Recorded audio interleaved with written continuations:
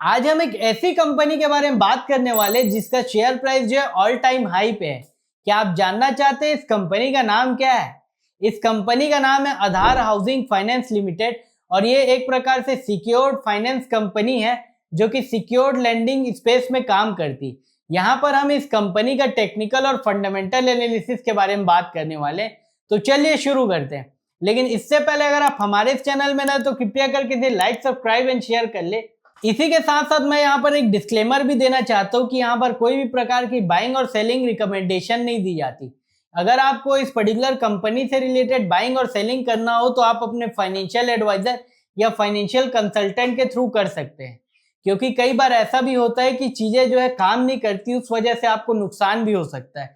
तो यहाँ पर आप अपने पैसे की जिम्मेदारी आप बेहतर तरीके से समझ सकते हैं। तो यहाँ पर आप लोग चार्ट्स में देख सकते हैं ये कंपनी का शेयर प्राइस जो रेजिस्टेंस को क्रॉस करके अपर साइड में आ गया है और वहां पर धीरे धीरे करके कंसोलिडेट कर रहा है।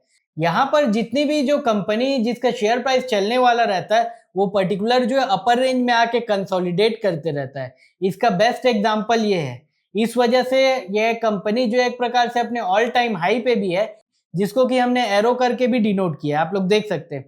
और इसी के साथ साथ ये कंपनी जो है अपने 20 पीरियड मूविंग एवरेज से ऊपर है, जो कि मोमेंटम बता रहा है कंफर्म, और इसका आरएसआई भी जो है 20 पीरियड से ऊपर है। ये दोनों की दोनों चीजें जो है इसके ट्रेन को स्टार्ट होने के लिए बताने का काम कर रहे हैं। इसके टॉप लाइन और बॉटम लाइन की तरफ हम चले तो वो भी बढ़ रहा है, जो कि एक प्रकार से बहुत बढ़िया इस पर्टिकुलर कंपनी के लिए। फिर हम इस कंपनी के शेयर होल्डिंग की तरफ चले तो यहाँ पर आप लोग देख सकते हैं प्रमोटर ने धीरे धीरे करके अपनी क्वांटिटी को ऑफलोड कर रहा है। उस वजह से पब्लिक का क्वांटिटी जो है बढ़ा है। और यहाँ पर भी देखने वाली ये बात है कि जो एफपीआई है उसका परसेंटेज धीरे धीरे करके बढ़ रहा है, जहां पर कि आप लोग देख सकते हैं इसके हाल फिलहाल के डेटा में, जो कि 5.58% के आसपास है, जो कि पहले 5.32 के आसपास था। लेकिन यहाँ पर डीआईए की बात कर ले तो उसी पीरियड में जो है धीरे धीरे करके डीआईए ने अपनी क्वांटिटी को रिड्यूस किया है। और इसके बाद हम नॉन इंस्टीट्यूशनल निवेशक को देखें तो 10.5% के आसपास फ्लैट है, वहां ज्यादा कोई चेंजेस नहीं दिख रहा है। लेकिन उसी जगह अगर हम नंबर ऑफ शेयर होल्डर के बारे में बात कर ले तो धीरे धीरे करके कम आ रहा है, यानी कि ये बताने की कोशिश कर रहा है कि शेयर जो है एकदम से मजबूत प्लेयर के पास टिका हुआ है करके, जिस वजह से हमने यहाँ पर ब्लिक शार्क के नाम से भी डिनोट किया है इस चीज। तो यहाँ पर हम इस पर्टिकुलर कंपनी के टेक्निकल एनालिसिस के बारे में बात कर ले तो वो एक प्रकार से बहुत अच्छे स्टेट में बता रहा है और इस कंपनी का शेयर जो है बड़े एंटिटीज के पास आ रहा है। तो यहाँ पर जब भी मोमेंटम आएगा तो उसमें तेजी गजब की हो सकती है, इसको ये कंफर्म करने का काम कर रहा है। तो चलिए अब हम यहाँ पर फंडामेंटल्स को जानने की कोशिश करते हैं, जहां पर कि हम लोग कुछ की एक्सपेक्ट रेशियो को बात करेंगे। तो यहाँ पर आप लोग देख सकते हैं इस कंपनी का मार्केट कैप जो है लगभग 23,000 करोड़ के आसपास है, जो कि इसे स्मॉल कैप की श्रेणी में लिया जाता है। और इसी के साथ साथ इंडस्ट्री का पी जो है 19 और इस कंपनी का 24 है, जो कि एक प्रकार से इंडस्ट्री से थोड़ा एक्सपेंसिव ये ट्रेड कर रहा है। और इसी के साथ साथ इस कंपनी का प्राइस टू बुक वैल्यू 3.54 के आसपास। यहाँ पर जितनी भी फाइनेंस रिलेटेड कंपनी रहती है और बैंकिंग कंपनी रहती है उसको ज्यादा से ज्यादा जो है एक प्रकार से प्राइस टू बुक रेशियो से देखा जाता है। इस वजह से इसे देखना इंपॉर्टेंट हो जाता है और ये अपने थोड़ा एक्सपेंसिव साइड में ट्रेड कर रही है।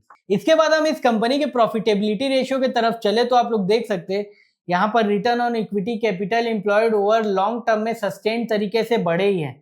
हाल फिलहाल के समय में रिटर्न ऑन इक्विटी जो है थोड़ा कम हुआ है, इसको जानने की कोशिश करेंगे हम लोग आने वाले Q1 फाइनेंशियल ईयर 26 के रिजल्ट वाले वीडियो में। इसके बाद हम यहाँ पर थोड़ा क्वार्टरली नंबर्स की तरफ चले तो आप लोग देख सकते हैं हर क्वार्टर ऑन क्वार्टर इस कंपनी का जो रिवेन्यू धीरे धीरे करके बढ़ रहा है।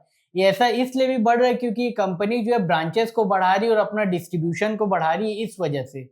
और जब इसके जो ओवरऑल लोन के पोर्टफोलियो बढ़ते जा रहे हैं तो इस कंपनी का जो ऑपरेटिंग प्रॉफिट है, ऑपरेटिंग मार्जिन है, वो भी धीरे धीरे करके सस्टेन तरीके से बढ़ता जा रहा है, जिस वजह से इसका profit before tax after tax बढ़ा है और ईपीएस बढ़ी है। और इसी बढ़ती हुई ईपीएस को चेस करने के लिए स्टॉक मार्केट में इस कंपनी का शेयर प्राइस जो है उसको मैच करने की कोशिश कर रहा है।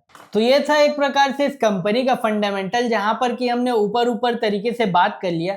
ये भी एक प्रकार से सॉलिड लग रहा है इस पर्टिकुलर कंपनी के लिए। तो ऐसी ही और एक्साइटिंग जानकारी जानने के लिए आप हमारे इस चैनल को लाइक सब्सक्राइब एंड शेयर करें। धन्यवाद।